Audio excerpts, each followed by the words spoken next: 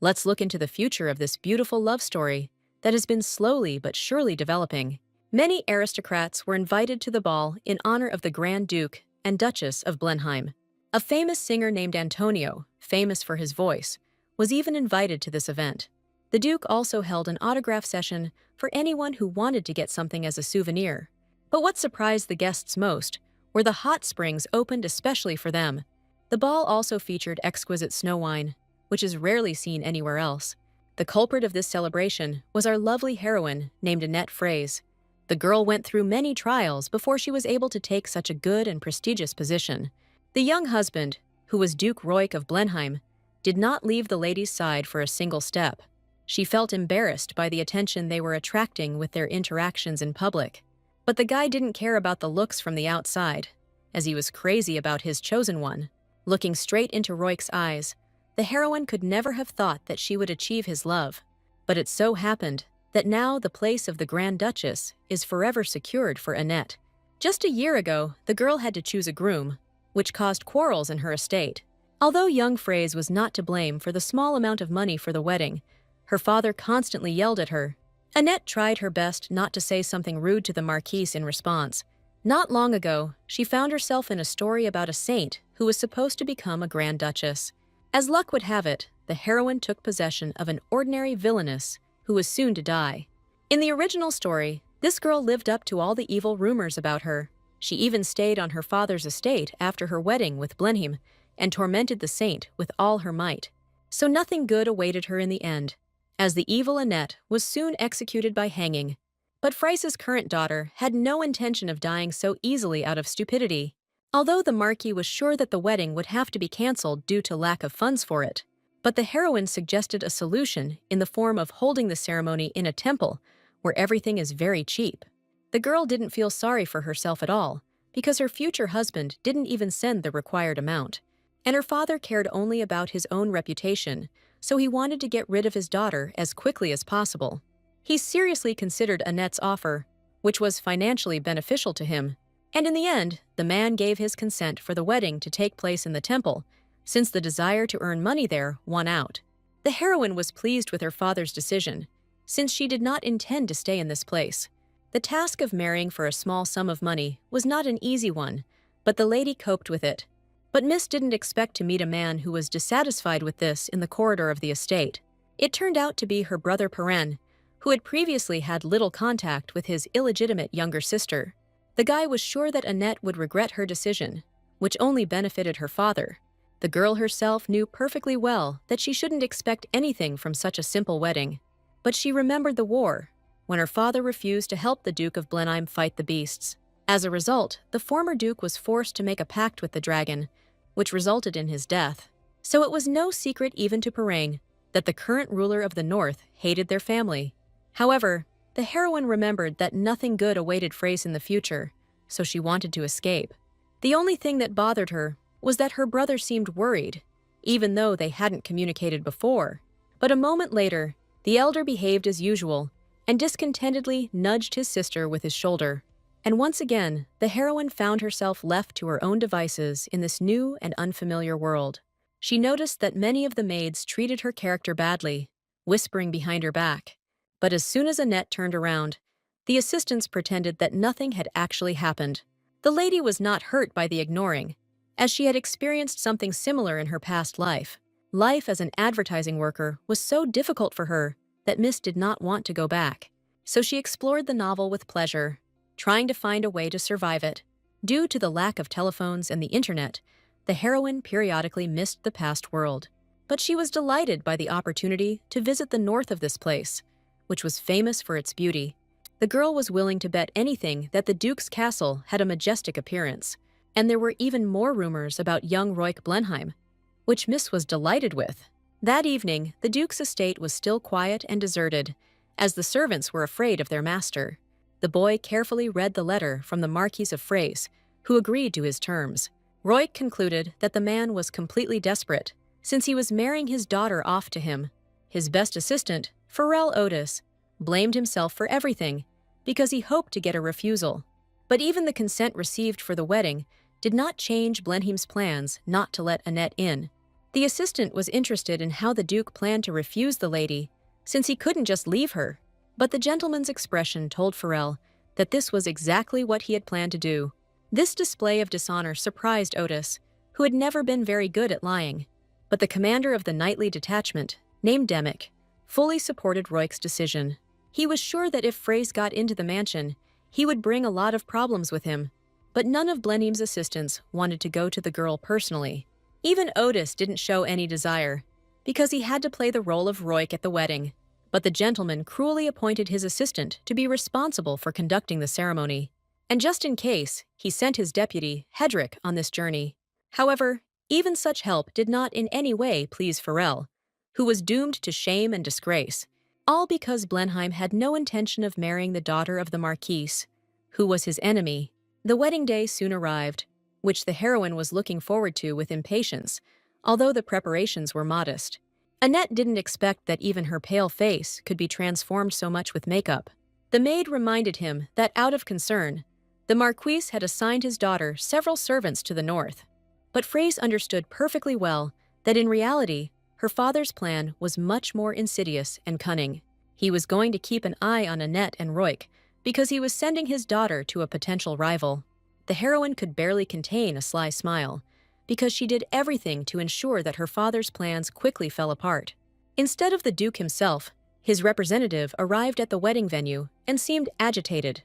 The girl looked with interest at this man, who was trembling with fear to hold her hand. The poor fellow could hardly utter all the necessary oaths, imagining the face of his master. This caused a smile from the heroine, who guessed how stern her chosen one was. Farrell's intense excitement was evident in his hands, which trembled treacherously throughout the entire ceremony. The lady did not understand the reasons for such fear, because she had not been a leper since childhood. In the end, the guy and the girl managed to exchange rings, not without some problems, and the ceremony ended. The heroine was pleased to attend even such a fake wedding in her honor. But the girl's personal maids believed that her promotion only added to their problems. The maid was particularly reluctant to go north, but she could not resist the Marquise's order. But as soon as she entered her mistress's room, the maid discovered only her dress in place. At this moment, Farrell tried to leave the estate as quickly as possible so as not to meet the lady. He had prepared a farewell letter in advance, explaining why he had left in such a hurry. But Otis could not even imagine that the person who caught up with him would be the very bride of the Grand Duke. The boy screamed in horror, but it was too late to change anything, because Annette had already caught up with him. The heroine radiated joy and delight after the wedding, as well as a desire to go with Farrell. The poor guy was terrified as he thought about how he could politely send this girl back to the estate. In fact, Annette was angry about this escape attempt, but she had prepared for something like this in advance. Having collected his thoughts, Otis began to come up with various excuses so that the lady would not go with him. It just turned out that Fraze had prepared a carriage for herself in advance, although not the best one. But the state of the cart did not bother Annette at all, because she had thought about this point too. For greater comfort, the heroine placed as many pillows as possible on the seat for herself. In the end, Farrell quickly ran out of logical arguments, as he had not expected such preparation. The girl was even able to quickly find a guard to accompany her on her journey. Although the boys were not thrilled with this role, as they were knights only for Blenheim, so Farrell had to remind them that it was the master's very bride who stood before them. Having finished all the conversations, the heroine asked the assistant not to worry about her condition, after which she effectively ended their conversation by slamming the door right in his face. In fact, Annette was terrified that she wouldn't succeed, so she was delighted with the plan. She was very lucky that Otis was kind-hearted enough not to throw her out of the carriage. But then, one of the estate's assistants approached the heroine, although she had not invited anyone to her. It turned out that he had been told to give the young lady some small box. It was a gift from Fraze's eldest son, although the lady did not expect anything like it. She was even embarrassed and didn't immediately realize that he had sent her a wedding congratulation. But what surprised Miss most was that the guy personally came to her ceremony, although he kept a low profile. The heroine was sure that in the original plot, the brother and sister hardly communicated. Soon the cart started moving, and at that very moment, one of the personal maids came running after them. It was Janet, whom the Marquis had ordered to accompany his illegitimate daughter everywhere. But the woman quickly missed her mistress, who had left the estate in such a hurry. She bit her lips in frustration because she was unable to carry out a direct order from the master. The assistant who delivered the gift to the lady was surprised that her maid did not know about the departure. And at that moment, the heroine, pleased with her escape, studied the unexpected gift from her brother. The carriages traveled through wooded areas, but the ride was smooth enough that Annette did not feel sick. The heroine still couldn't believe that she had actually received a wedding gift from her brother. This man often hurt her in different ways, ignoring her most of the time. So it was difficult for the lady to accept the fact that Perrin had gone to such lengths for her. However, curiosity overcame any precautions in the lady's mind, and she opened the box. The heroine couldn't even imagine that her brother would try so hard for her simple wedding. Moreover, inside the box, there were truly expensive and rare jewelry for the girl. At first, Annette couldn't even believe her eyes when she saw such incredible luxury inside. This gave the lady even more questions, the answers to which she hoped to find in the note. But it turned out that the brother only asked his sister to contact their aunt in case she needed help. These words further confused Fraise, who was hoping for at least some kind of explanation. The girl was pleased to realize that she had an ally, even despite the failure to adhere to the original. So staying with the Duke of Blenheim shouldn't have created many problems for the lady. Because of the soft pillows around her, the heroine herself did not notice how deeply she fell asleep in the carriage, and she woke up only when Farrell began to actively wake her up because of the stop. The guide delicately explained that they had stopped for a rest so the lady could take a walk around the area. In response, Annette reminded that initially, Otis did not even want to take her with him on the trip. Therefore, the Mist did not communicate with the others, asking not to disturb her anymore. So Farrell was once again faced with the brazen slamming of a door right in his face. The girl really planned to sleep for a while longer, as she felt exhausted, but Annette quickly realized that she would no longer be able to close her eyes, even for a moment. So she still secretly went outside to explore the beautiful places in this forest. At exactly this time, the heroine heard the knights discussing her presence with displeasure. Fraise hid behind the cart to carefully eavesdrop on the conversation of the grumbling assistants. Farrell was trying to explain to the boys at that moment that they shouldn't have abandoned the lady in the forest. But all his arguments did not reach the knights, who did not want to bear responsibility for the lady. They were sure that sooner or later, someone would pick up Annette and send her back to the estate. Only Sir Leon tried to protect the unwanted bride for their master until the very end. Fraise fully supported the guy's words, since she had no intention of interrupting her journey. But the heroine didn't notice how one of the Blenheim representatives approached her from behind. Annette was caught at the most inopportune moment, as she was eavesdropping on conversations. Hedrick Gastad did not say a word to the lady he met, hidden behind the carriage from the knights. At the sight of Deputy Royk's return, many of the assistants were visibly relieved. Farrell was hoping for the man's support, so he immediately said that they were accompanying Annette. Surprisingly, Hedrick did not give up the lady who was hiding right behind the nearest carriage. Only this saved the heroine, as it gave her the opportunity to pretend that she had just arrived. The knights stared at the girl in complete shock, as they realized that she could hear them. The awkward pause was broken by the deputy, who politely introduced himself to his master's young bride. He promised to deliver her safely to Blenheim Manor, although the others did not agree to this. Annette smiled gratefully at the wise knight who had given her unexpected support. But not everything was so simple, because Miss had a plan to gain the trust of not only this person, so she confidently suggested going to Rosie's hotel, even though everyone was against it. The heroine insisted that this place could be good for their company. Only Farrell understood how risky this idea was, because the hotel was popular. But unexpectedly, Hedrick supported Annette's proposal, even though the journey to Rosie was much longer.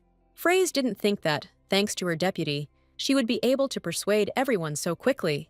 The knights did not dare to argue with the chief, but began to cast angry glances in the lady's direction.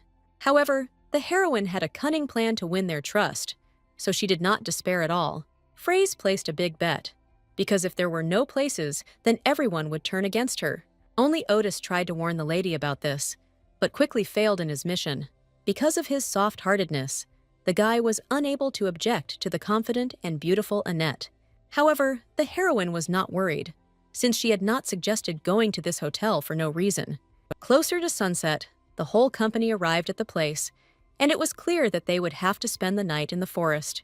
This is because there were no free rooms at Rosie's hotel, as many suspected. Sir Leon took this news to heart, as it discredited the honor of the Duke of Blenheim's bride. All the knights were deeply concerned about the lack of room at the inn, as they were very tired during the journey. In fact, the deputy agreed to the lady's idea because he believed that she had some kind of plan. But now he realized that this whole proposal came from an ordinary spoiled girl. The heroine was the last to get out of the carriage, so she was surprised that no one was checking in. Pharrell sadly informed the young lady that there was not a single room in the inn. Otis checked several times, but the result was still disastrous for their company. The knights could hardly restrain themselves from uttering angry remarks towards the empty-headed girl. Suddenly, Annette took out an important paper from her carriage that no one expected to see. The assistant could not contain his surprise when he read what was written on the piece of paper. Phrase smiled happily because she had made reservations at Rosie's hotel in advance. At first, no one present believed in the lady's far-sighted plan. Previously, the knights thought that Miss was simply lucky enough to ask to go on a trip with them, but it turned out that Fries had managed to think through her journey to Blenheim down to the last detail. A few days ago, the heroine contacted the best information bureau in the city. She sold in advance all the jewelry that her father gave her as a wedding gift, but the money raised was several times less than Annette had originally planned to receive. At the same time, the merchant assured the lady that he had inflated the price of the jewelry on display as much as possible. This made Frace realize that her father really hadn't taken care of her well-being after the wedding. The merchant had only one question left: why the lady came to him and not to the jeweler. But the heroine could not say that it was impossible for the marquise to find out about her sale of jewelry. So she changed the subject to something important, which made the man immediately prepare to listen. She wanted to know when the Duke would apply for transport via the magical gate. The girl was afraid that the Blenheim people might leave without her, which the lady could not allow. As the heroine expected, the merchant immediately hinted that one shouldn't just give out information. Therefore, Annette did not lose her head and pushed a bag with a sufficient number of coins towards the man. This instantly changed the mood of the interlocutor, who was greedy for any kind of money-making. It was only for this reason that he satisfied Frace's curiosity by giving her the necessary list with the register. It was at this moment that the heroine learned that the Blenheim representatives were leaving immediately after the wedding. But what interested Miss most was that the merchant was sure that they would go to Rosie. The man explained that the best chef in the entire empire worked at this hotel. Annette was intrigued by the fact that it was extremely difficult to stay overnight in this place due to the demand. A clever idea came into the lady's head, that she could book rooms in this place in advance. In response, the man stated that such a hotel would not reserve rooms for a dubious guest. However, Annette easily solved this problem by paying for all the rooms in full for them in advance. This is how the heroine effortlessly ensured that her entire company ended up in the best hotel in the city. Moreover, the girl paid for the entire banquet, which the chef tried to decorate with a variety of dishes. And everything looked as if it was worthy of at least the ruler of a duchy, if not an emperor. So the knights were embarrassed by such care, and were even afraid to try even a piece for the first time. None of them dared to be the first to try such delicacies, although each assistant was terribly hungry. It was only when the deputy gave permission for dinner that the mood among the knights changed. They eagerly pounced on the offered food, as they could no longer resist.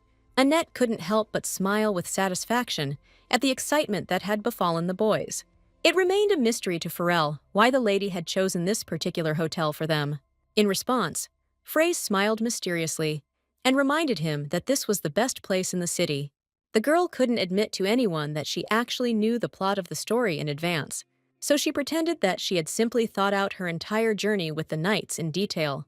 Before leaving, Annette wished her assistants a good rest, smiling kindly at them. All this was done so that the guys would become sympathetic to her and would not want to drive her away. None of the knights really expected such care from a lady who was the daughter of a marquise. Otis was the most surprised of all by the fact that the rumors and gossip were lying about the young lady. As a result, the whole night passed well and calmly for all its inhabitants for a short time. As soon as the heroine went downstairs after a pleasant night, she saw real devastation around her. It wasn't hard for Annette to guess that the knights had been partying all night long, drinking, and the result was that almost everyone now suffered from a severe hangover in the form of a headache. Only one person was ready to protect the lady, but Fraze did not immediately notice his presence. It turned out that Sir Leon had gotten up early to make some hangover soup for his friends. The guy was surprised that Annette was able to remember his name in just one evening. Then the girl became interested in the knight's dish, and he explained that he had made a tomato stew. Leon did a great job, and the dish looked incredibly appetizing to everyone around him. Fraze couldn't help but breathe in the aroma of the soup. It reminded her of a spicy dish from her past life, and Mrs. Mouth immediately began to water. So Annette asked to eat this wonderful dish with the rest of the knights. Although Leon was embarrassed by such a request, he did not dare to refuse the young lady's wish. So soon the lady had to make her first test spoon of the wonderful soup. The heroine noticed that everyone around her was watching her reaction with interest, causing her to feel embarrassed. But as soon as Miss tried the soup, she forgot about everything except its amazing taste. Annette had often eaten such fiery food in her past life, and missed it greatly in this one. But the knights had no idea that the girl had already eaten spicy food in her everyday life. So they were very surprised to see Fraze's satisfied face after finishing the soup. The assistants could not resist praising the lady for her steadfast handling of their signature dish. Annette never thought that it would be so easy for her to fit in with the company of people from the north. She didn't even notice that even Farrell began to smile at her good deeds. Otis's heart was heavy only because he had to correspond with the Duke. He sent him a letter asking him to prepare a room for Annette, who would be coming with them. Roik took this news with great displeasure, as he had given other instructions regarding the lady. Farrell's dismissal was saved only by the kind words of the butler, who calmed the master.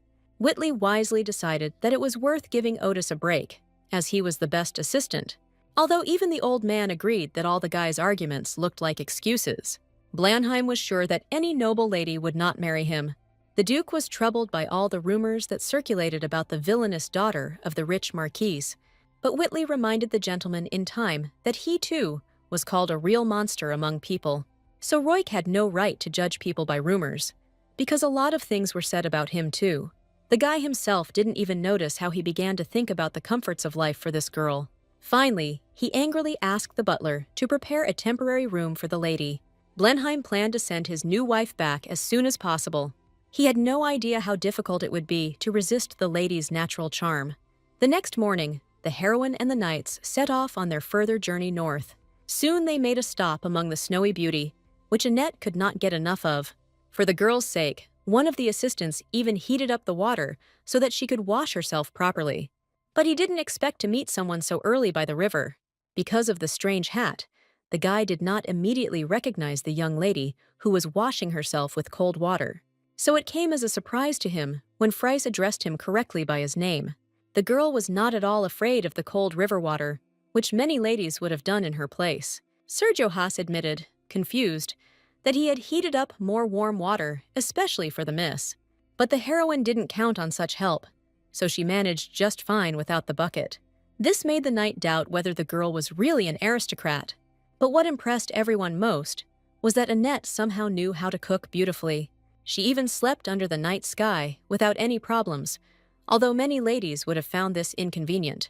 It was precisely because of her behavior that the girl melted the hearts of all the picky knights.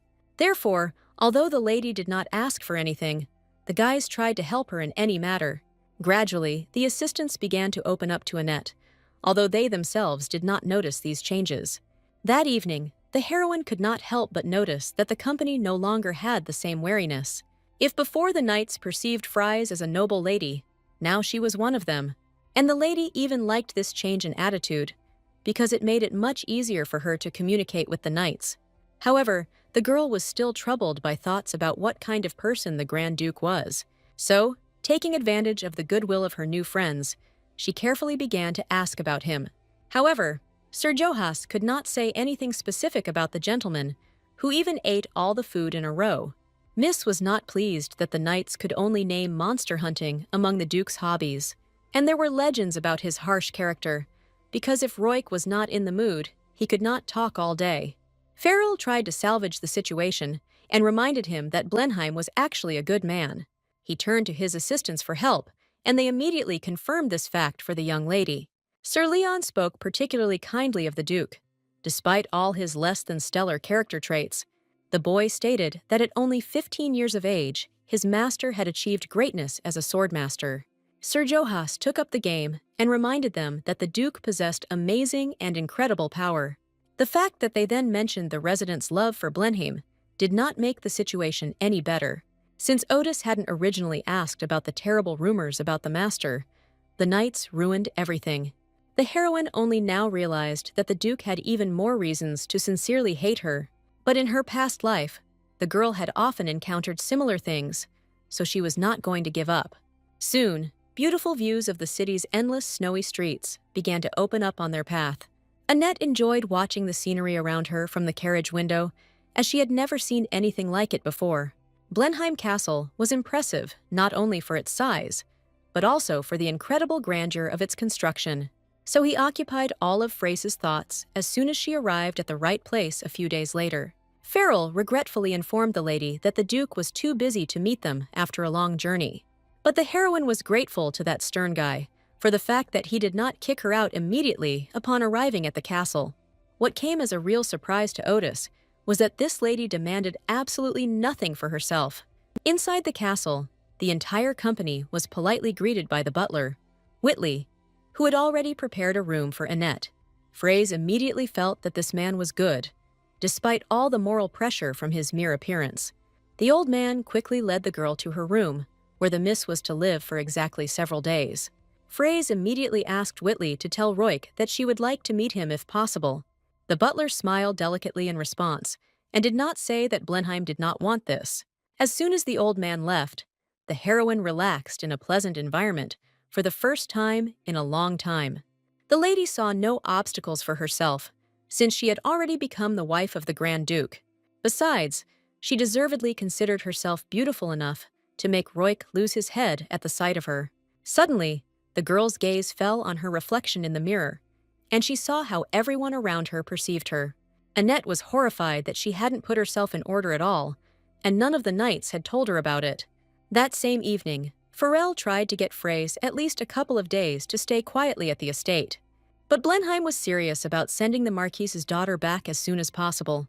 Otis couldn't admit that he was attached to Miss, so he had no suitable arguments in her defense.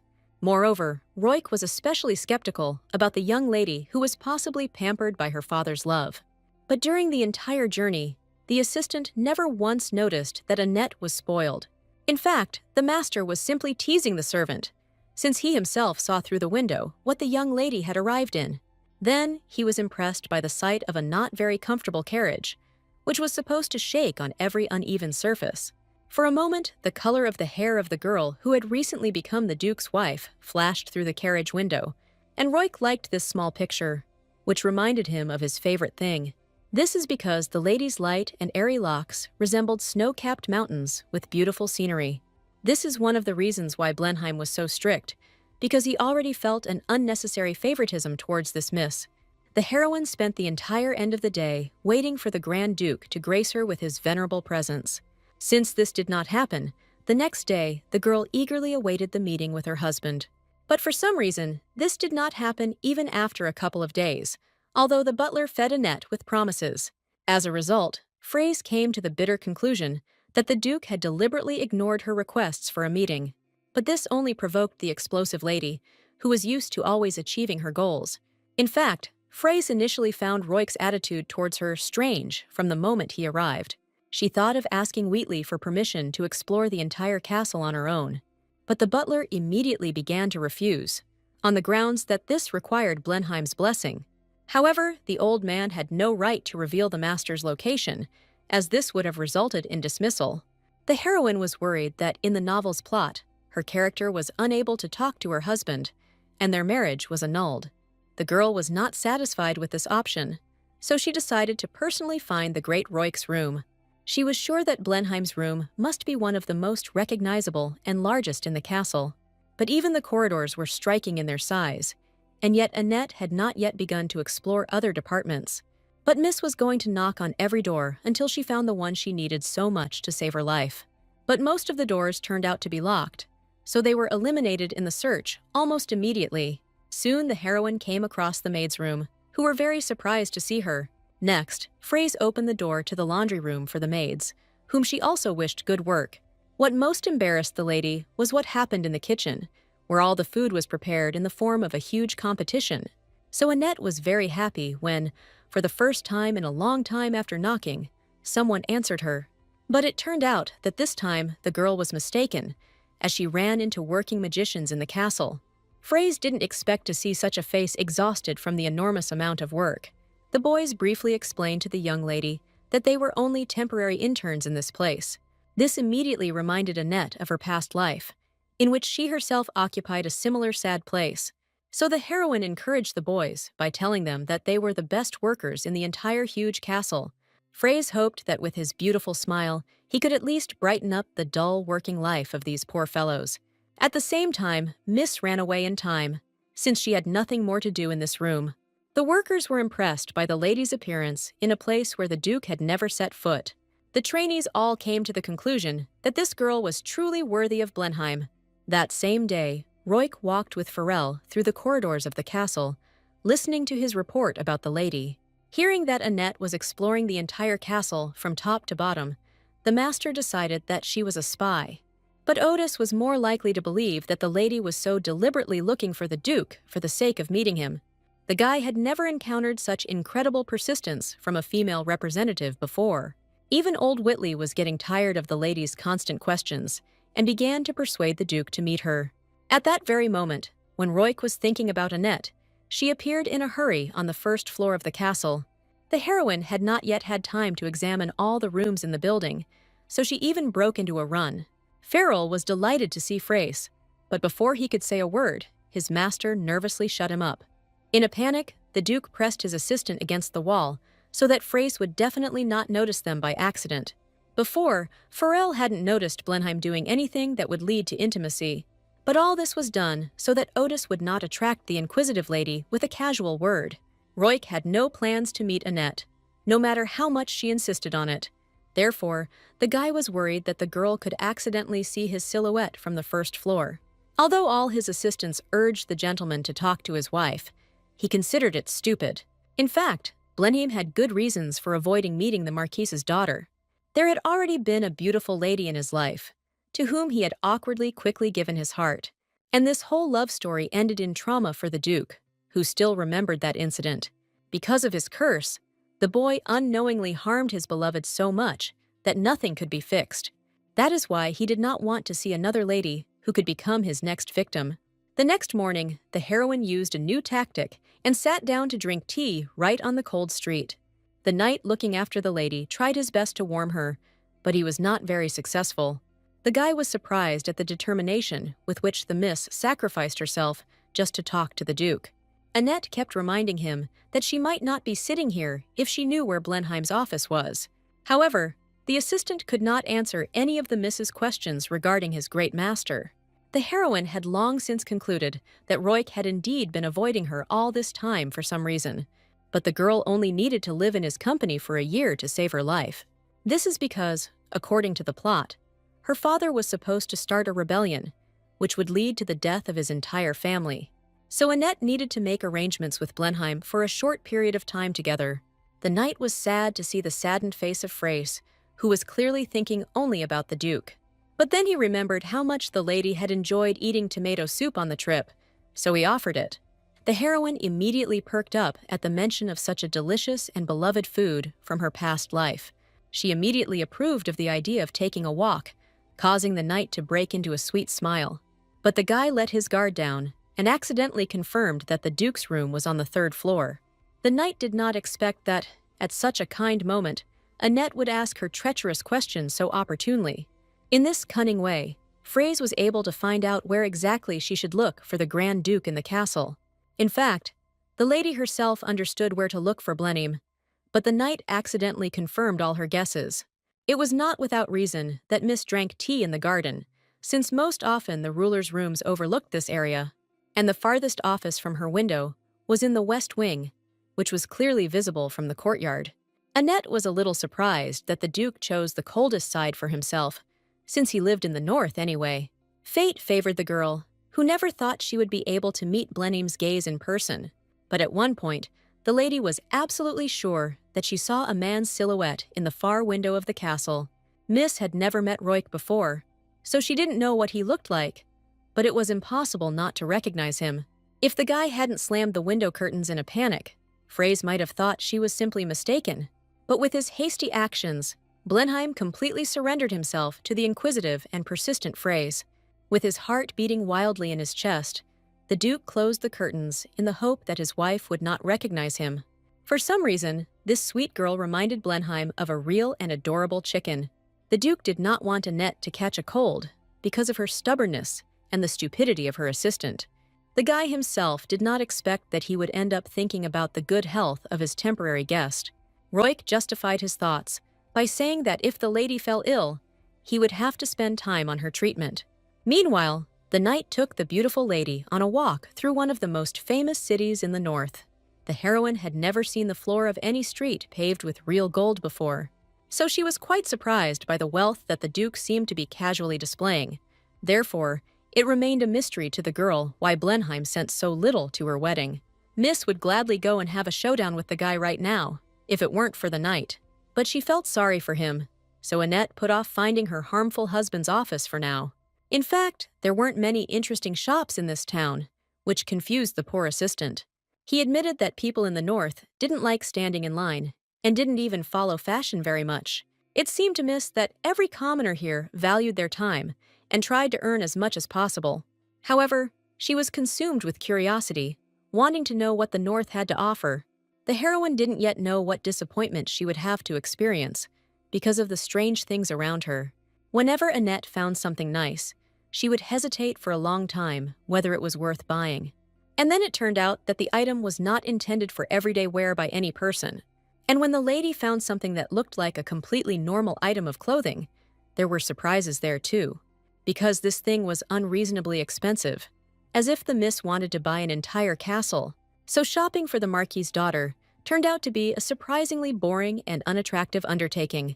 Although the lady initially expected something similar from the harsh and cold inhabitants of the distant north, only the knight continued to carefully entertain the young lady, otherwise she would have become completely upset. So it was he who reminded the lady that Sir Leon's parents' hotel was nearby. Miss immediately remembered how that guy invited her to try tomato soup at his house. Annette was genuinely delighted to have the opportunity to personally visit such good and pleasant people and their restaurant. The lady was surprised that there were no people in the hotel itself, despite it being evening, but Marie and Jacques were able to joyfully welcome the guest, about whom they had already heard from their son. Fraze responded with the same good-natured smile, happy to have a heart-to-heart talk with these people. Wherever she went, everyone treated the Duke's young wife with distrust and contempt, so such nice and cheerful people became a breath of fresh air for the tired heroine. Neither Jacques nor Marie even thought of having a bad attitude towards the lady, despite all the evil rumors about her. So Annette quickly relaxed and ordered the tomato soup she was really looking forward to trying. Miss was pleasantly surprised that the woman decided to add wine to it for depth of flavor. Soon, an incredible amount of delicious food was placed on the table in front of Fraze in a short time. The heroine couldn't even imagine that the innkeeper would try so hard just for her. And for a woman, such work cost almost nothing, since there were no other clients around anyway. However, Annette did not allow Leon's mother to leave just like that because she wanted to eat with her. The lady explained with a sweet smile that she still wouldn't be able to eat that huge amount of delicious food. She even invited the knight to the table, who was usually left somewhere to the side of the table. At first, Fraze's 3 new friends didn't believe that they could actually join her. However, soon the whole company was sitting at the same table, enjoying wonderful conversations and dishes. For the first time in a long time, the heroine felt truly alive and happy. Only the assistant noticed that the young lady had begun to drink too much wine during the meal. But the heroine was so self-confident that she ignored all his warnings. The result was that these conversations at the table were the last thing Annette remembered. The girl began to regain consciousness only several hours after drinking a bottle of wine, so the lady did not immediately realize why she was in such close proximity to the Duke. The guy seemed no less surprised than the miss, who had just recently invaded his home. But let's tell you in order about the events that happened to our heroine while drunk. Without listening to unnecessary advice from others, Annette kept pouring more and more wine for herself. The The girl was confident that nothing bad would happen to her, as had happened in her past life. Only the lady forgot that she was now in a different body with different reactions to alcohol. And before, she really was the last one to remain conscious, even though people around her were passing out. Only this time, the heroine herself did not notice how an intoxicating blush covered her cheeks. She began to pour out her soul to Leon's mother, who seemed like a kind and sympathetic woman. The knight's parents were genuinely perplexed as to how anyone could dislike Annette. Their pleasant words sent a warmth through Frey's soul, which had already become quite intoxicated. They were confident that, over time, every inhabitant of the north would appreciate the lady. But Leon's parents didn't expect Annette to ask anxiously about the Duke. The innkeepers did not have such joyful predictions regarding the attitude of the great Blenheim. So Frey was only more upset that Roik was so obviously avoiding her. When the miss returned to the castle, the intoxication had still not left her young body. So she decided to get down to business quickly, so that the Duke would definitely not throw her out. She distracted the maid by asking her to bring her some hot tea before bed. But Miss had no intention of drinking it herself, as she had thought of taking it to Blenheim under the pretext of a conversation. Frey had long believed that it was time to go to extreme measures in getting to know her husband. Seeing the girl's determination, even the maid did not dare to stop her. The only thing that helped the heroine quickly find Roik's room was that she remembered its location. Only at the very last moment did Miss think that it was improper to barge in like that. But she didn't have time to change anything, as she heard the Duke's quiet steps from behind. Annette was surprised to see that Roik had just gotten out of the bath and was wearing only a robe. The girl didn't expect to find Blenheim at such an inconvenient moment for both of them. Embarrassed, the heroine stumbled and began to fall rapidly backwards with the dishes in her hands. Frey wouldn't be at all surprised if this was the end of her short life in the novel. By all accounts of Murphy's Law, Annette was bound to suffer seriously from the blow. The heroine only regretted that she had managed to eat so little of this delicious tomato soup. And just before the blow, the Duke managed to grab the girl and press her tightly to himself, so the miss herself was almost unharmed by the fall. Unlike the great Blenheim, this is how young Annette found herself in the situation we mentioned earlier. Of course, the lady had not planned to embarrass the Duke in this way, but all her plans got out of control. The boy and girl stared at each other, standing literally a few centimeters away. The first to recover from the fall was the Duke, who immediately jumped as far away from his wife as possible. His face expressed genuine regret, as if it was he who was to blame for the fall. But in fact, only Roik suffered from the incident, having been injured by broken dishes. Annette quickly sobered up from this situation and tried to help the wounded Blenheim, but the Duke strictly ordered the lady not to approach him, as he remembered his curse. The sound of broken dishes soon brought the butler, who arrived just in time, running excitedly. He did not expect to see the miss in the master's chambers, but he guessed that she had come herself. The girl was only worried about the wounded Roik, although help for him was already on the way. Only now did Miss feel acute guilt for her behavior, which resulted in the Duke's suffering.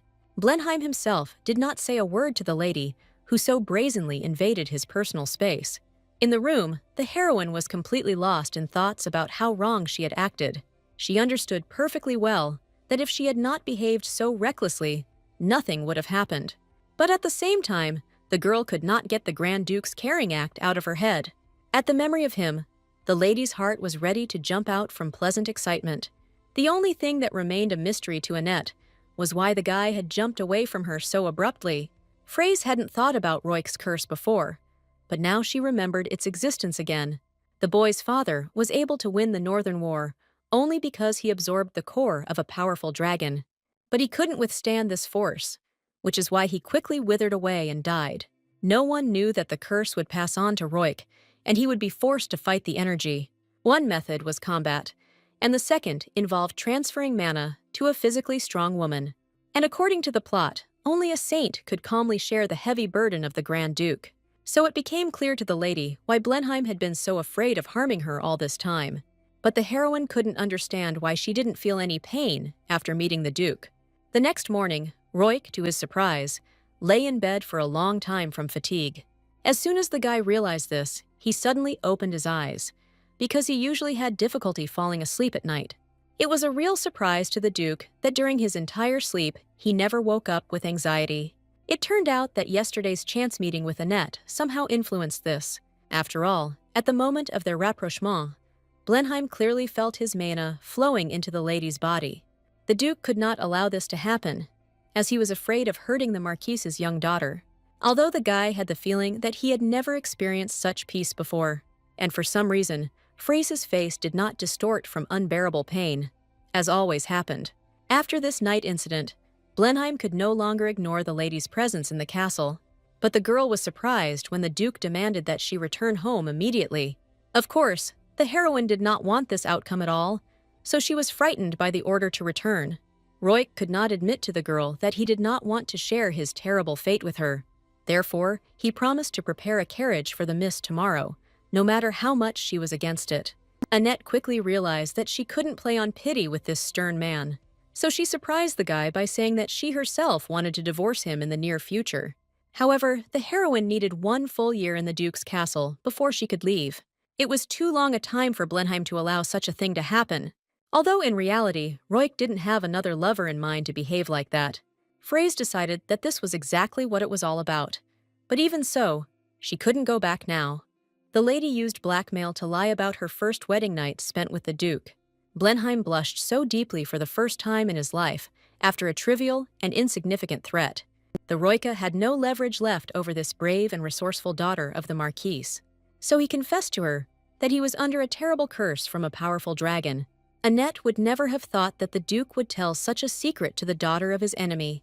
But she didn't feel any pain after yesterday, which raised a lot of questions. For the lady, it was a chance to be in the company of the Grand Duke without any problem. Phrase had little shame in her life, so she spoke frankly about her sympathy for Blenheim. The guy didn't say anything in response, but he visibly blushed all the way to the tips of his ears.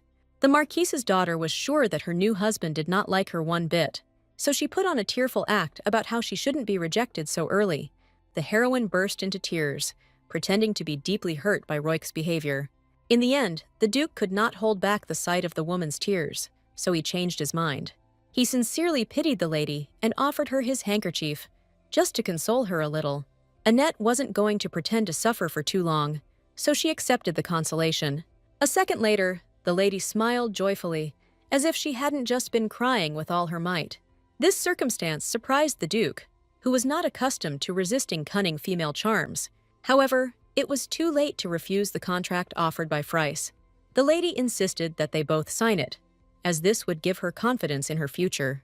The heroine was not yet going to tell the Duke that she understood business relations. It was only when Annette signed a contract to live in the castle for a year that she was able to calm down. Royk was still not sure that he had done the right thing, but it was too late to back out. Although the guy realized that he had fallen into the girl's net, for some reason he even felt good about it. So he obediently kissed the lady's hand as a sign that they had entered into a contract. Thanks to this, Miss was able to make sure that she really did not feel any pain from Royk's touch. For the first time in a long time, the heroine was calm, because now nothing threatened her life. Therefore, from now on, the girl tried to improve relations with the maids, even if only for a year. Annette intended to play her role as Grand Duchess diligently so as not to disgrace anyone, and Miss planned to start by improving her relationship with the stubborn and harmful Grand Duke. Although the guy seemed to be deliberately not answering, the lady persistently knocked on the door of his office. In the end, Blenheim had to personally open the doors for such a persistent guest. Despite the Mrs. Sweet smile, the Duke was sure that something had definitely happened to her. But Annette declared that she simply wanted to have breakfast with her said husband. This time, Royk did not dare to refuse the Marquise's sweet daughter the company of his side. Suddenly, the heroine noticed that the Duke was just getting ready and had not yet managed to tie his tie. The lady happily offered him her help, but the guy suddenly began to defend himself from her. The Duke was still afraid to allow any shortening of the distance between him and Miss, but Phrase was no longer worried at all about some curse of the Duke. So the guy had to fend off attack after attack from the stubborn girl. In the end, the heroine used a forbidden technique and made cute eyes at the Duke. No man could resist such a thing, and Royk was no exception to the rule. So Blenheim, with a heavy sigh, bowed over the lady, yielding to her the victory in this war. The heroine did not notice any doubt in the Duke's voice, as she was glad of this opportunity. The girl was so focused on her task that she didn't see the embarrassed blush on Royk's face. For the first time in his life, the stern and cold guy allowed someone to take care of him. This had quite a strong effect on the usually stubborn and self-confident Lord of the North. For some reason, he could not resist only this sunny and strange daughter of his enemy. But the difficulties in Blenheim's life did not end there, because Miss had another request. She wished the Duke would address her more politely, as if they really were a married couple. But this was a huge and difficult step for Royk, who respected the appeal to others. That's why the lady put a lot of pressure on the guy, demanding the almost impossible from him with a smile on her face. With poorly concealed irritation, Blenheim agreed to call the girl at least Duchess. But the heroine was satisfied with this option, since she was trying to achieve at least something. That's how easily and naturally the Duke fell into another trap set by the cunning Annette. Royk didn't even have time to object, as Miss had planned breakfast. All the servants were surprised that the girl was able to drag the stern Duke along with her. Before, the assistants had never seen the gentleman personally go down to the dining room for food. However, with the appearance of the heroine in the castle, a lot changed in the life of the usually cold guy.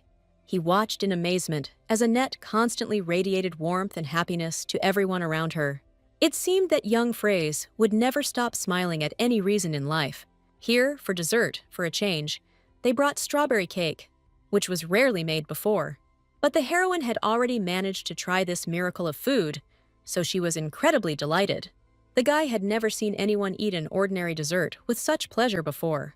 In response, the girl admitted that the fruits in the north were much tastier than those at home. This always pleasantly surprised the lady, who believed that it should be quite the opposite. As a joke, the lady said that the Duke's other wife could eat this dessert, and he reacted.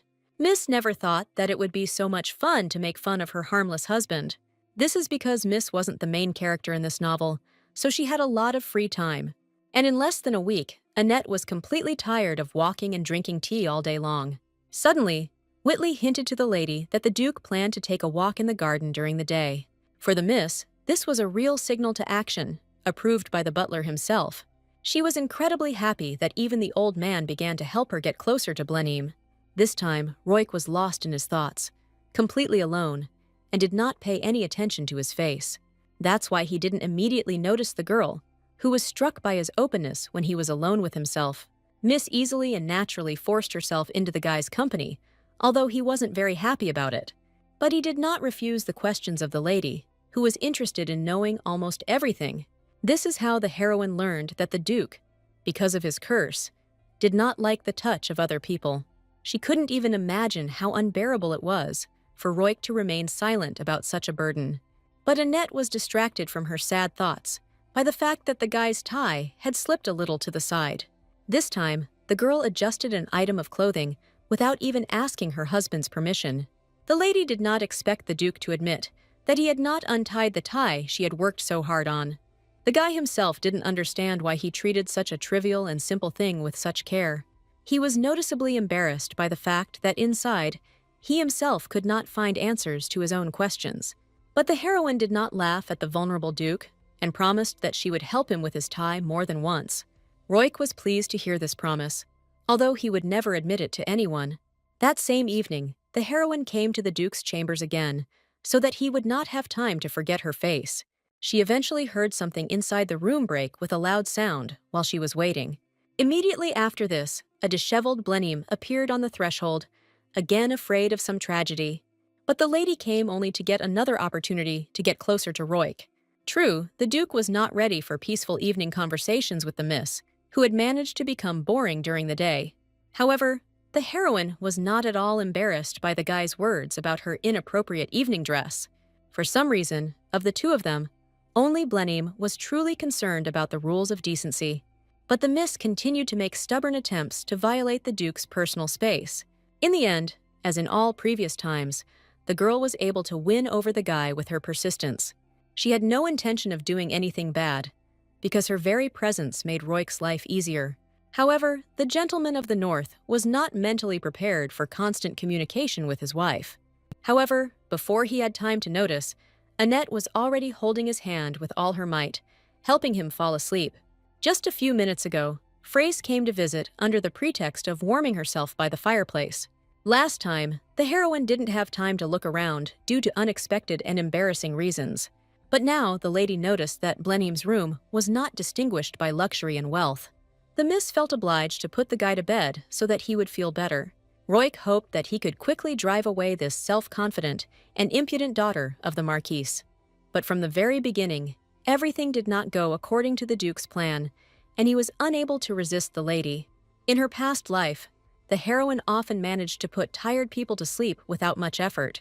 But the girl did not realize that Blenheim did not want to open up to her so quickly at once. Many of Annette's plans did not correspond to reality, but she did not notice it. The heroine relied on the plot of the novel, in which only a saint could alleviate the master's condition. As soon as the girl touched the Duke, part of his pain disappeared without a trace, and Fraise really wanted to play the same role for her husband, with whom she would live for a year. The Marquis's daughter's theory was supported by the fact that the boy himself stopped avoiding contact with her, and each time he seemed to become calmer and more restrained, which was not too noticeable. But the fear that he might harm someone was deeply rooted within the Grand Duke. That was why the lady insisted that she would not go anywhere until Blenheim went to bed. She could not understand why the Duke was so opposed to her simple proposal. Usually, it was the guy who set conditions for everyone around him, so it was difficult for him to accept the new reality. But in the end, he couldn't do anything with the miss, so he obediently lay down on the bed next to her. It was obvious that Roik couldn't relax. Even though Annette had no intention of doing anything, she reminded him that of the two of them, he was the only one who wielded a sword, so there was nothing to be afraid of. Even though the Duke met all of Frey's help with grumbling, the lady did not give up. The girl was deliberately getting closer to the Duke, because that was precisely why she came to him. Soon, in the pleasant atmosphere next to Annette, all objections disappeared from the gentleman's head. He couldn't deny that her warm hands really did warm him and ease his condition. The heroine herself became noticeably calmer when the guy stopped resisting her actions. She looked with interest at such beautiful and large hands of such a young ruler. Miss could not find an answer to the question of how he could look so strong and broken at the same time. Since Annette's presence became almost unnoticeable, Roik soon actually fell asleep. The heroine enjoyed carefully watching her sleeping husband, even though they were not really married. Now the peacefully sleeping Duke looked more like an ordinary guy, without a duchy behind him. To avoid waking Blenheim, Miss left his room as quietly as possible late at night. But there was a question that haunted the Marquise's daughter, and there was no answer to it in the plot. For some reason, the curse was described as something insignificant, but Annette saw how Roik suffered. Since it was already late, the lady quietly crept through the corridors of the castle to her room. Therefore, she was able to accidentally overhear the conversations of the maids who were discussing some problems. Annette was surprised that the assistants had no intention of sleeping at such a late hour, and the girls themselves laughed cheerfully in whispers at the stories they told each other. Curiosity once again got the better of caution, so the heroine began to eavesdrop.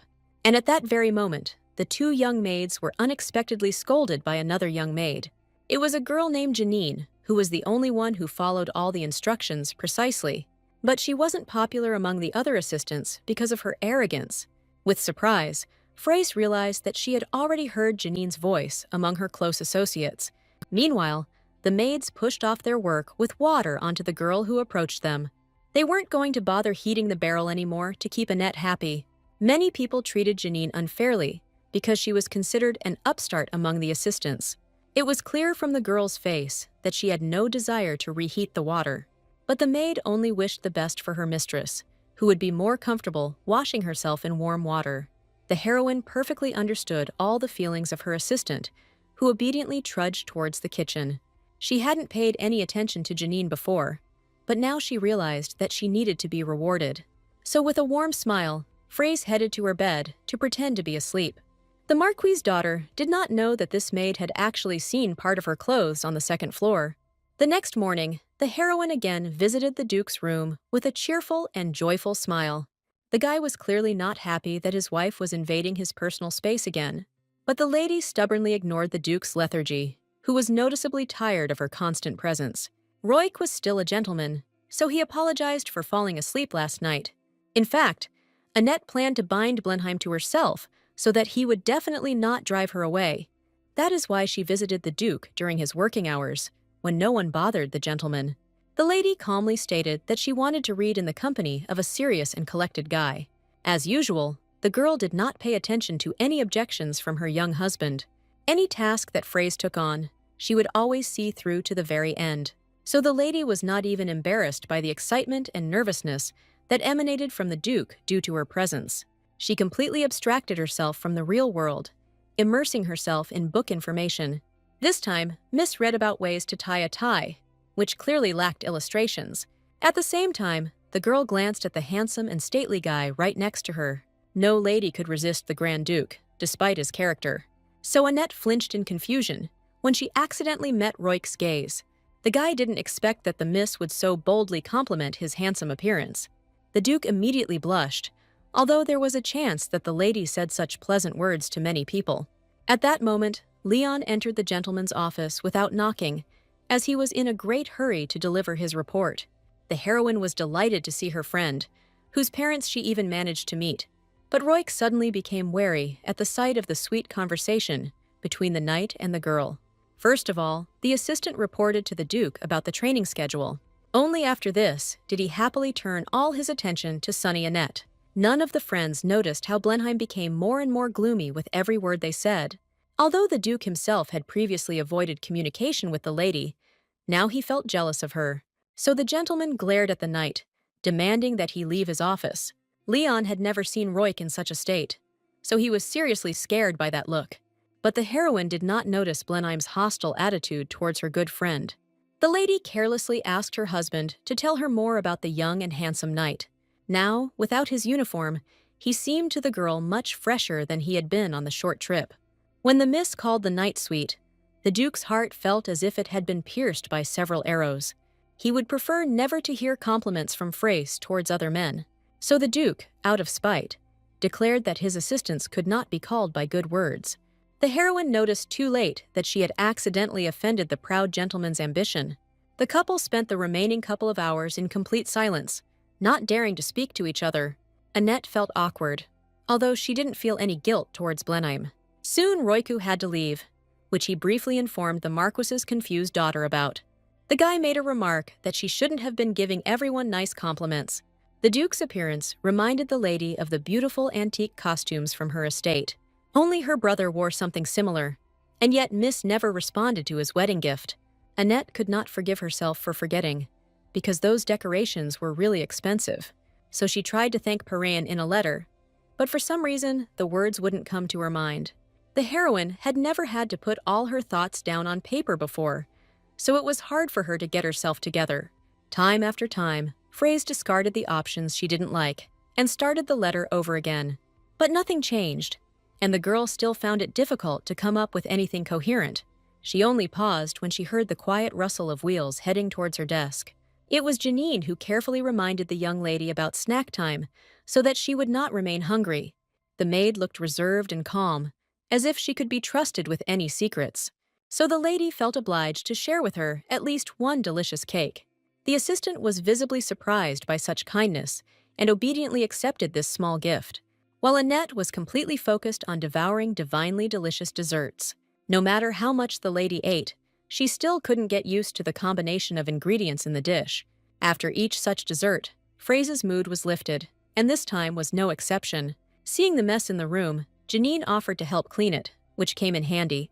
But the heroine again did not follow the maid and did not see that she took some of the letters. Nothing new happened in Blenheim Castle that night, except for the heroine's behavior. The girl once again came to her husband to help him sleep peacefully, but this time something changed in the Duke's behavior as soon as he opened the door. To begin with, the guy, on principle, did not even let the lady in, which noticeably surprised her. Royk thought for a long time about what to say, so he declared that Annette should not come to him anymore. But it turned out that it was not so easy to force the heroine to give up her important desires. So Miss calmly reminded him that they had been married, even if only for a year. However, now the gentleman was truly adamant, as he insisted on maintaining his personal space. Annette misinterpreted Blenheim's request because she was afraid that he wouldn't like her, but Royk calmly explained that he much preferred spending time alone.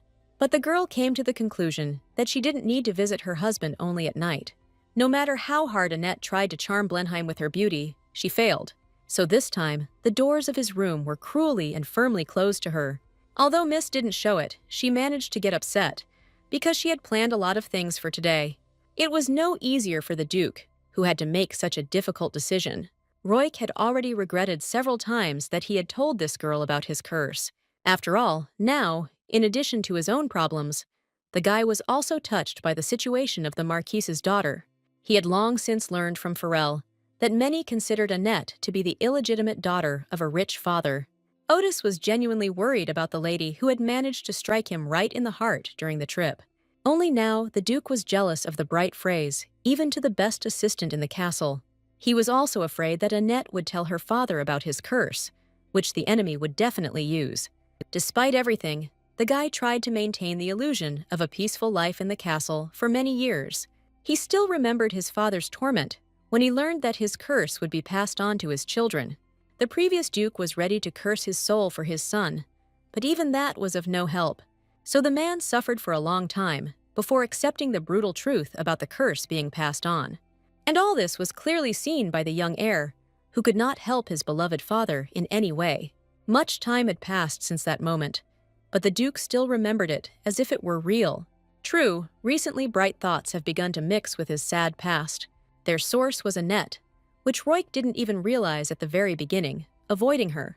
However, recently, the guy realized that he could not ignore the girl's cheerful nature. Her sweet and lovely smile became the center of his life, something Blenheim tried to stubbornly deny. It still hurt him that the girl planned to leave the castle within a year. It was for this reason that the guy denied his affection for the lady, so as not to be hurt later. Annette temporarily dulled the pain, but the Duke had to deal with the consequences of the curse, so he was terrified to trust himself to a person who would then simply go back. But that night, not all of the master's business was yet completed, so Whitley came. The Duke trusted him alone from the very beginning of his life, and never planned to change that. Although Roik was now against the lady, he still took care of her comfort in his office. The butler immediately guessed that the Duke was asking for the side table specifically for the girl. Blenheim had become increasingly embarrassed lately by the fact that everyone was literally reading his thoughts. But he did not oppose his assistant's good ideas on how to provide comfort for Annette. Roik was still trying to convince himself that Fraze had no influence on him at all. At the same time, the guy could not refuse daytime meetings with the lady who persistently visited him. If before it was the heroine who secretly glanced at the Duke, now he was doing it. But Annette was so engrossed in reading that she didn't pay any attention to the gentleman next to her. Therefore, Roik could clearly see all the emotions that flashed across the impressionable Mrs. face. Although Blenheim knew he was not connected to Fraze's reactions, he could not help but share them. A couple of days later, the heroine was still immersed in the book, although she was thinking about the Duke. Annette was worried that Blenheim's stubbornness might make it much harder to sleep, but all the sad thoughts from the lady's head instantly disappeared at the sight of delicious desserts. Only Farrell, who unexpectedly appeared from the castle, brightened up the girl's boring everyday life a little. Otis himself had already begun to miss the only aristocrat in the master's entire domain. Due to the enormous amount of work, the guy was unable to visit the Marquise's bored daughter earlier. But what impressed Miss most was not even the appearance of her old friend before her eyes. After all, the Duke walked silently right behind him, signaling his presence with a cough. At the sight of Roik, Annette felt for the first time an awkwardness that had not previously existed in their relationship. Anyone could understand that the guy was still in a bad mood, having deprived himself of the Mrs. support. Only Farrell behaved calmly in such a tense situation, asking Fraze ordinary questions. The heroine was only too happy to change the topic to reading it, since she could boast of the book. But Roik was sure that such a copy could not be found in his library. It turned out that the girl was studying information on how to win the love of a difficult husband. Blenheim, blushing to the tips of his ears, grumbled and demanded to know where this book came from. In response, Annette innocently reported that she had recently found it in the castle's large library. But much more than discussing the book, the lady wanted to finally take a walk with her husband. No matter how much the Duke wanted to deny it, he completely shared all the feelings of the beautiful girl. And so the company of 3 people continued their pleasant walk through the ducal garden. Since the weather outside left much to be desired, Roik asked Miss to read in the castle. But the lady spitefully stated that it was not much warmer inside than outside, due to loneliness. She said outright that all this was only because Blenheim limited her visits to him. Farrell immediately offered his help to the young lady so that she could warm up. But before Otis could say a word, Roik again allowed Annette to sit in his office. In fact, the heroine was looking for exactly this reaction from the gentleman, so she was satisfied. But Annette was upset when she found out that Blenheim would not be in the office, so the Duke had to admit that he would be training the knights for the next couple of days. Upon hearing this news, Fraze immediately wanted to attend a similar meeting. Both Farrell and Roik answered her at the same time, but each of them gave the opposite answer. Seeing the gentleman's menacing look, the assistant thought it best to simply remain silent. This is because Blenheim had no intention of inviting the girl to such an event. This really hurt Annette, who was never introduced to his assistant by her husband. Only now did Roik realize that the lady was absolutely right to be offended by him. Miss noticed the Duke's weakness, so she reminded him that she had exchanged rings with his representative. For some reason, Blenheim was offended by Farrell for this, although he himself sent him on this mission. Annette continued to insist that she would still have to be introduced to people. The Lord of the North could not argue with this, because the girl was now his legal wife. Suddenly, Miss asked just one sad question, which radically changed her whole attitude. She turned out to be right, because in fact, Roik had not planned to introduce her to the residents. Blenheim had nothing to say in his own defense, for he had turned out to be a terrible husband. However, for some reason, Annette continued to believe in the guy until the very end, so he agreed to her presence. Immediately after this, the lady ran off with a satisfied smile on her face, as she needed to get ready. It was the first time in a long time that Farrell had seen the Marquise's daughter so happy in their castle. Here the Duke, in an anxious mood, turned to his best assistant in this place. He announced menacingly that they needed to gather all the knights right now before tomorrow's training. Otis instantly realized that they really couldn't embarrass themselves in front of Annette now, so both guys were prepared to do everything possible to make Fraze completely satisfied. From that moment on, Roik and Farrell had an operation even more important than the wedding with the Marquise's daughter. But they weren't the only ones making grandiose plans for tomorrow, because Miss also ran to the studio. The heroine planned an undertaking for which she needed the best clothing store. To do this, she met a woman named Lamondria, who was famous throughout the North. The lady was only glad that the owner of the studio greeted her so warmly from the very beginning of their acquaintance. Annette immediately announced her plan to give each of the Grand Duke's knights a special handkerchief tomorrow. The lady understood the client from the first word, so she turned with her team to her faithful assistants. They quickly brought various types of scarves that their large atelier could easily sew. The studio workers could create absolutely any design one could wish for. But the heroine hadn't taken into account that there would be 100 knights at tomorrow's training. Annette understood perfectly well that it would be impossible to embroider such a quantity of scarves in a day, so she apologized for her request, which put everyone in an awkward position. Even Madame Lamondria had never heard of anyone making such a large order. The lady did not give in immediately, as she reminded him that she was not in good standing with the people. A woman could not stand by while someone so noble suffered sincerely. She was touched by the story of a girl who simply wanted to give gifts to others. Annette specifically stated loudly that she had no right to split the order between several studios. The fact that Miss had chosen the very best finally broke all Madame's composure. Lamondria was easily persuaded that her store was the best in the North. Therefore, she at least clarified what design the guest had planned for all the scarves. The heroine had already decided that she wanted to embroider the symbol of Blenheim as a gift to the knights. She was surprised that Madame suddenly agreed to such an impossible task overnight. From now on, the most important thing in the world for the woman was to complete this task for Miss. But her assistants were not delighted, because they now had to work all night long. Annette found her own approach for them, as she promised to pay double for everything. That's how easily and quickly the heroine captured the hearts of 2 more workers at the best atelier. Now the girls were fully motivated to do this job in the best possible way. Before leaving, Fraze thanked everyone once again for not giving her a cruel refusal. The girl smiled sweetly at the owner of the studio and admitted that she was counting on her a lot. It remained a mystery to Lamondria how this lady could be so charming. The next day, early in the morning, all the knights lined up in orderly rows for the parade. The Duke, as he had promised, brought his young wife with him, which pleased many of his assistants. The guys themselves wanted to meet the girl whom they would have to carefully guard. Annette smiled sweetly at everyone around her to make sure she made a good impression on the boys. The lady was not satisfied with modest smiles in her direction, as she wanted to impress to the depths of the soul. Therefore, the heroine was sincerely glad that she was even compared to a beautiful goddess. Even Blenheim was surprised that Fries had prepared gifts for the knights. But the guy didn't stop the girl in any way, because he himself became curious. The assistants were at a loss when they realized that this lady wanted to give them some kind of surprise. But they obediently lined up in a column to receive a small bag one by one. The most amazing thing was that each such bag was signed with the name of each knight.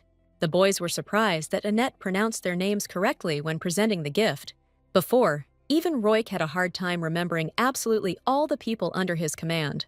The Duke watched what was happening silently from the sidelines, as he was not involved in it. However, Blenheim was sure that it was impossible to learn all the names of the knights in one day. As soon as he looked more closely, the lady's tired eyes told him the answer. The whole point was that Annette sacrificed sleep just to remember each knight. The most noble thing was that the girl did not tell anyone how much effort she had put into it. While she was distributing the gifts, the first of those who had managed to receive them began to gradually open the bags. The knights were pleasantly surprised to see the symbol of their duchy on a beautiful scarf. Moreover, the heroine was able to arrange everything so that each squad had its own color. The boys eagerly searched for a match between the colors and the squads to make the meaning of the gift clearer.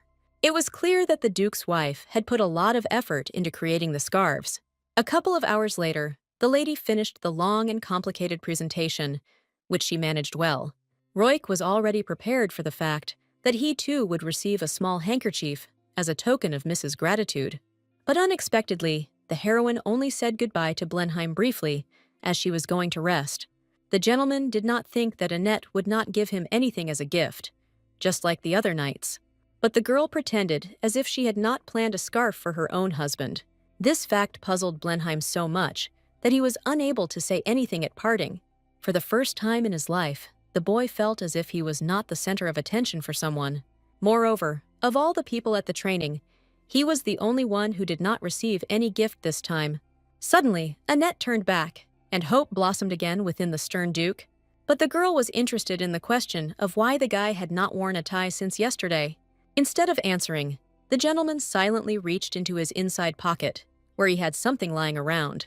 It turned out that the Duke had been carrying the tie with him all this time, but had not dared to put it on himself. For Fraise, this became a sign that her husband urgently needed help in this important matter.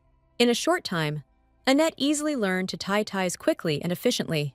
Roik blushed unconsciously from such care, because at least in something he was better than the other knights. The Duke made a special effort to make many of his assistants notice his immodest superiority, but Fraise didn't even notice that she was tying the blushing guy's tie in front of everyone. As a result, a small smile did creep across Roik's face, but not everyone noticed it. Only particularly attentive knights noticed this, and considered that the spouses got along well with each other. It remained a mystery to many how such a girl could become known as a villain in the Marquise's estate. After dinner, the heroine came to Blenheim again to bother him with her presence. The guy didn't immediately notice his immodest guest, as he was too focused on work. With a sly smile, Annette reminded that it was not yet night, so she could come in. In fact, this time, the lady did not plan to stay long in the Duke's office. The lady took with her another small and almost nondescript bag with a gift. Before, Fraise had deliberately not given the Duke anything, although she had a handkerchief for him too. As a result, Miss achieved that Blenheim experienced joyful excitement at the sight of the gift. The girl laughed at the guy's emotions, which she caused with her controversial actions. But at that moment, Roika was only interested in what was inside the small bag. Inside was a handkerchief that was embroidered with special silver and gold threads. The heroine put the most effort into this gift, so she felt genuine excitement. But Blenheim couldn't immediately gather the emotions to thank his wife. Overcome with worry, the gentleman rather reservedly admitted that he liked the scarf. Because the heroine had not slept all night, she quickly fell asleep in the Duke's warm office. Roik did not dare wake the poor girl, who was snoring so sweetly in a quiet and peaceful rhythm. At first, the guy wanted to call some assistant, but he didn't want to see the lady in someone else's arms. Moreover, the girl once stated that she did not feel pain from touching Blenheim. Her sincere smile and shining eyes indicated that she really wasn't lying about this. It was only for this reason that the Duke decided to personally take his wife into his arms, despite the curse. As if in response, Annette immediately leaned against his shoulder, although she was clearly fast asleep. Roik quickly managed to carefully carry the girl to her soft bed. The heroine slept so soundly that she didn't even notice the change in her location. At the same time, the gentleman noticed that the miss was still wearing a beautiful engagement ring on her finger. But Blenheim himself never even wore this thing, despite the long-ago wedding. For some reason, the fact that she married the Grand Duke was so important to Annette. Only now did Roik regret that he had not personally come to the wedding ceremony. Fraze sleepily turned away from the guy, and he noticed that she had not had time to take off her long earrings. The suspicion that the lady would be uncomfortable sleeping in them made Blenheim linger in the room. Although the Duke had not dealt with such matters before, he reached out to the lady to help her. The gentleman's fingers trembled a little with excitement, but he still managed to complete the task. In fact, with each passing day, Roik became more and more attached to this impudent girl. It was for this reason that the Duke waited a long time for her arrival yesterday in front of the door of his room. But Annette followed her husband's instructions and never came to him, which upset the guy. The gentleman began to worry that the girl might be frightened by his menacing and stern face. He wanted to correct the situation at the general breakfast, and again waited a long time for the lady to arrive. Roik's heart sank with alarm when Fraze did not come down to him even at this time. So even while walking with his assistant, Blenheim was worried about the situation with Annette. He was afraid that he had been too harsh for a lady who had never been scolded before in her life. So Roik was worried that Fraze's face might change when she saw him while they were walking. However, the girl smiled so joyfully, as if the Duke had not forbidden her anything at all. Such a pleasant affection sincerely surprised the gentleman, who began to fall in love with his wife. Blenheim himself did not notice how deeply his emotions towards the lady penetrated into his heart. At that moment, one of the maids entered the room without knocking, as she expected it to be empty. But the assistant accidentally caught the gentleman at the most awkward moment for him. The girl immediately asked for forgiveness and ran away, but it was too late to change anything. Blenheim was so embarrassed that he didn't even have time to come up with a logical excuse. He still didn't want rumors about his relationship with Annette to spread throughout the castle. The Duke found his own behavior pathetic and stupid, as he was rejecting this lady. The next morning, the heroine woke up in bed with surprise, although she definitely hadn't gone there. The maid immediately wished her mistress good morning, as she liked this young lady. But Fraze was most concerned with the question of how she had gotten into her bed. As soon as the assistant heard about this, she couldn't help but have a sly smile on her face. Annette never imagined that the Duke would carry her to her room himself late at night. She noticed that the guy even took care of the jewelry, which was difficult even for her to take off. The heroine did not believe that the gentleman could really carry her carefully to the far room. It seemed to her that he threw her over, as if he were carrying an ordinary sack of heavy potatoes. Shame consumed the lady's entire body from the fact that she did not even wake up at such an important moment. It turned out that the Duke had left the castle on business early in the morning, so the miss could not talk to him. Fraze received this news with sadness, because she did not know what she could do without her husband. But the girl didn't feel sad for long, because she soon went to Leon's parents for soup.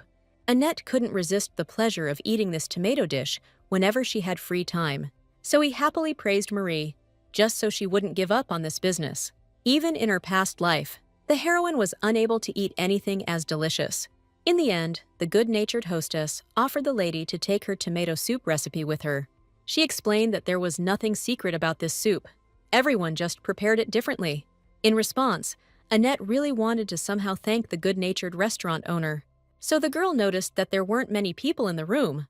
The lady thought it was all because of the season in the north. But it turned out that there was no such thing here. So Marie had to survive with all her might, despite the delicious dishes on the menu. This was a real shock for the heroine, because she didn't think that the restaurant's business was so bad. In the future, the lady would not like to lose the opportunity to continue eating this wonderful soup. So Annette urgently needed some kind of solution for the restaurant that could save it. The girl's answer was suggested by a small situation from her past life. which she did not immediately remember. So Miss returned back to the castle in the best mood, because she had succeeded in everything. Phrase was happy that she was able to do at least something nice for the sweet woman. The whole point was that before leaving, she suggested that Marie sell her dishes. After all, before the owner only supported clients, among whom even Wheatley was. The butler immediately surprised the lady with the information that Madame Lamondria had come to see her. Annette didn't think Roik would give the order to remake part of her wardrobe for winter. Phrase had never noticed such care in her husband before, although she was pleased by it. The Marquise's daughter saw that the Duke himself loved constant variety in exquisite clothing, but she was afraid that the guy might find her clothes so shabby and unattractive. The Marquise did not spoil his daughter too much, so she wore rather simple dresses. At this time, Blenheim was making his weekly tour of the estate with his assistants. However, Farrell quickly noticed that the gentleman was not listening to his important reports at all because all of Royk's thoughts were occupied only with the beautiful and lovely Annette. Otis considered such behavior frivolous because they needed to sort out business, so the assistant even tried to scold the Duke for being so disorganized at work. In response, Blenheim immediately reminded Farrell of the need to maintain subordination. Otis immediately remembered that he should not have spoken like that to the daydreaming gentleman. Although the knight was still dissatisfied with the fact that Roik really only thought about Annette, Blenheim admitted that he was worried whether the girl would like the outfits he ordered. He thought about buying them only because the assistants themselves hinted about it to the gentleman. It happened just last night, when the Duke increased the Duchess's personal allowance. The gentleman considered this necessary because not long ago the lady had amazed him with her act. Roiku thought that Miss would spend her money on jewelry, not on gifts for others. Therefore, the more the guy got to know Annette, the better and more attractive she seemed to him. Farrell had come to terms with the fact that lately Blenheim had been thinking only about Phrase, but the assistant was concerned that content alone might not be enough for the girl. Even during his journey, he saw how little clothing the Marquise's daughter had. The Duke had not previously thought that the lady could be constrained in such a strange way. Annette seemed beautiful to the gentleman in absolutely any outfit because of her sunny smile. So most often Roik couldn't even remember what dress Miss was wearing this time. However, he considered it important to take into account the opinion of Farrell, whom he trusted in such matters. But Blenheim had a difficult task ahead of him, because he didn't know where women bought their dresses. The guy didn't want to ask the Duchess about this personally, because he wanted to give her a surprise. Sir Leon, who remembered the most famous studio very well, suddenly came to the rescue. He told specifically about Kutera, where Annette had recently gone for scarves. The Duke was angered by the fact that everyone around him somehow knew the girl much better than he did. Then, Leon advised the gentleman to use unconventional methods for giving a gift. He was sure that if Roik personally presented the dresses to the lady, it would have a greater effect. The Marquis's daughter must have been delighted with such care from her husband, and Blenheim wanted to see for himself the gratitude of the beautiful and sweet Annette. But now, Farrell didn't think that this idea was as good as it seemed at first glance. However, Roik couldn't comprehend that anyone could criticize the Duchess's appearance. The boys trembled in fear when the Duke warned them that they would be punished for the lady's condition. None of them wished Annette any harm, but testing the master's patience was also dangerous. It was only towards evening that Blenheim returned from a short drive around his estates. He immediately noticed that for some reason, the butler did not leave his post until the very end. The gentleman could only hope that his gift brought much joy to the girl. Then suddenly, Whitley announced that Annette would like to see Leon in her chambers right now. Immediately after this, the knight felt a murderous aura emanating from the Duke. Roik couldn't contain his emotions when his wife called another man to her place. But what angered the Duke most was that all this time, Annette had not been waiting for him at all.